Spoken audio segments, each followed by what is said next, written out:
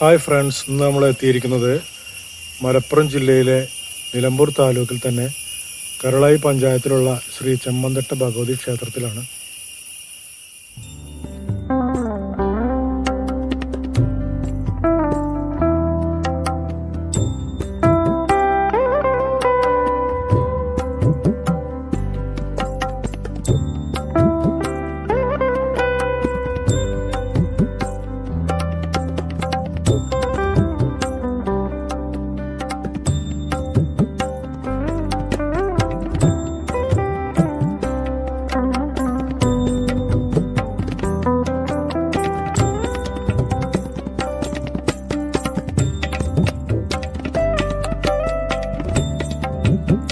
മലപ്പുറം ജില്ലയിലെ അറിയപ്പെടുന്ന ദുർഗാദേവി ക്ഷേത്രങ്ങളിൽ പ്രധാനപ്പെട്ട ഒരു ക്ഷേത്രമാണ് ശ്രീ ചെമ്മന്തിട്ടക്കാവ്.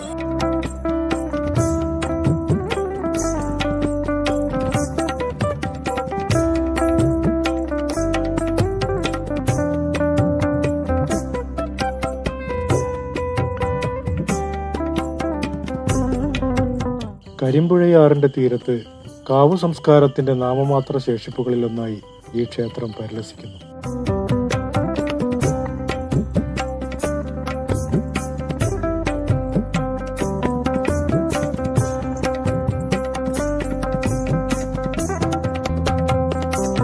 ഇവിടെ ദേവിയുടെ സൗമ്യഭാവമായ വനദുർഗ സ്വയംഭൂ രൂപത്തിൽ കാണപ്പെടുന്നു എന്നാണ് ഐതിഹ്യം.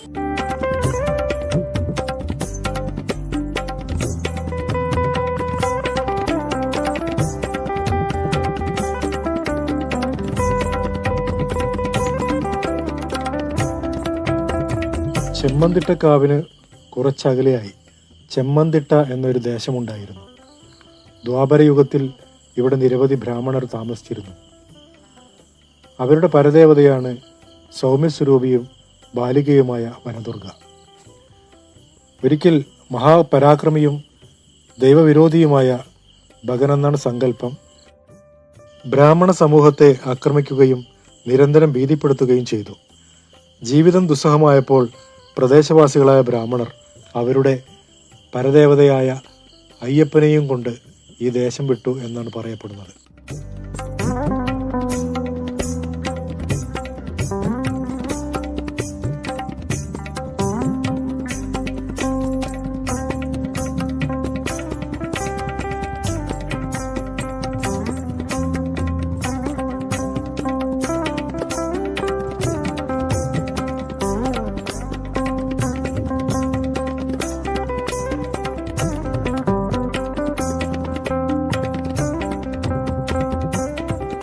വൻ വൃക്ഷ സമുച്ചയങ്ങൾക്ക് നടുവിലായിട്ടാണ് ഈ കാവ് സ്ഥിതി ചെയ്യുന്നത്.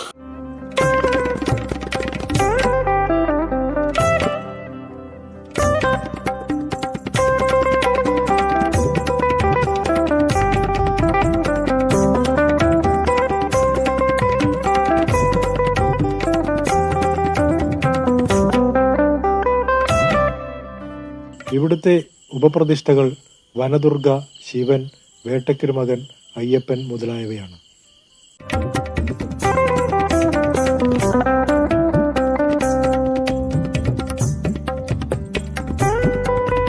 ഏതാണ്ട് 6000 വർഷം പഴക്കം കണക്കാക്കപ്പെടുന്നു എന്നാണ് ഈ ക്ഷേത്രത്തിന്റെ ഐതിഹ്യം.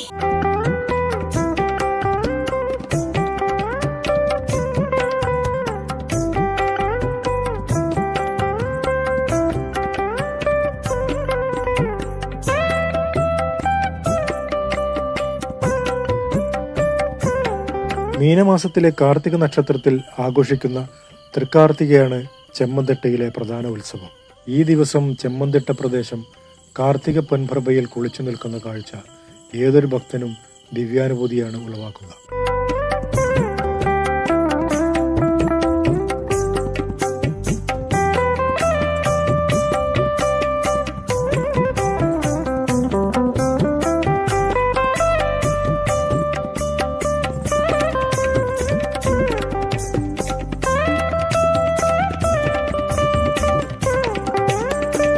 ഭദ്രകാളി സാന്നിധ്യമുള്ളതിനാലും വേട്ടയ്ക്കൊരുമകൻ ചൈതന്യമുള്ളതിനാലും കളമ്പാട്ടുത്സവം ഇവിടെ പ്രധാനമാണ്.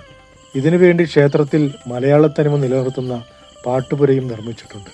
ഉത്സവ ദിവസങ്ങളിൽ പ്രസാദവൂട്ടും ക്ഷേത്രക്കടവിലെ മത്സ്യങ്ങൾക്കുള്ള മീനൂട്ടും പ്രധാനമാണ് ഇവിടെ.